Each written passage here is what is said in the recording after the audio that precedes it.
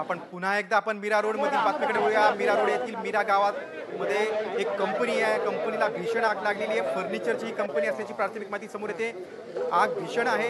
घटनास्थळी मीरा भाईंदर महानगरपालिकेचे अग्निशमन दलाचे जवान देखील तिथे पोहोचलेले आहेत। आग विझवण्याचा आटोकाट प्रयत्न करतायत। आगीवर नियंत्रण मिळवण्याच्या शर्तीचे प्रयत्न अग्निशमन दलाचे जवान करतायत। आग इतरत्र पसरू नये यासाठी प्रयत्न सुरू आहेत। लक्ष्मीपूजनाच्या दिवशी ही भीषण आग लागलेली आहे। मीरा रोड मधील मीरा भाईंदर मधील मीरा गावातील ही दुर्घटना आहे।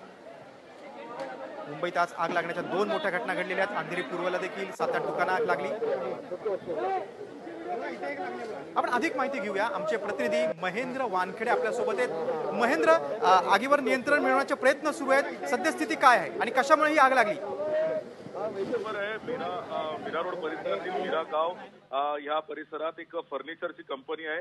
या कंपनीमध्ये काही रॉकेट किंवा कोणता तरी फटाक्याची जी चिंगारी त्या ठिकाणी पोहोचली, त्याच्यामुळे आगीचा भडका झाला। या आगीचे होळ इतके मोठे आहेत की आजूबाजूच्या परिसरात एक प्रकारचं भीतीचं वातावरण निर्माण झालेलं आहे। तब्बल 1 तासापासून मीरा भाईंदर महानगरपालिकेचा अग्निशमन विभागाचे कर्मचारी तब्बल 1 तासापासून जे अथक परिश्रम करत आहेत, मात्र आगीवर नियंत्रण मिळवत त्यांना यश मिळालेलं नाहीये। ही आग 1 नंबर लेवलची असल्यामुळे पुढील 2 ते 3 तास या आगीवर नियंत्रण मिळवण्यासाठी अग्निशमन दलाला यश येते की नाही हे पाहणं तितकंच महत्त्वाचं ठरणार आहे। मात्र ही आग इतकी मोठी आहे की अग्निशमन विभाग तसंच आजूबाजूच्या परिसरात एक प्रकारचं भीतीचं वातावरण निर्माण झालेलं आहे। मीरा रोडमध्ये अग्नितांडव आपल्याला पाहायला मिळतं। महेंद्र, तुम्ही सविस्तर माहिती दिली त्याबद्दल धन्यवाद। आणि फटाक्यांमुळे ही आग लागल्याची माहिती समोर आलेली आहे आणि आज राज्यभरात जेवढ्या आगीच्या घटना घडलेल्या आहेत मुंबई पुण्यामध्ये त्या सगळ्या फटाक्यांमुळेच घडल्याची माहिती समोर आलेली आहे।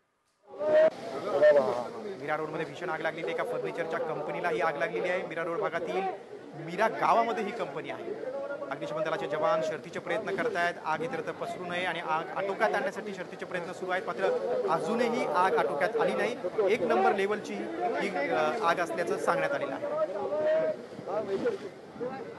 अजून 2 ते 3 तास आगीवर आग विझण्यासाठी लागू शकतात असं अग्निशमन दलाने माहिती दिली आहे।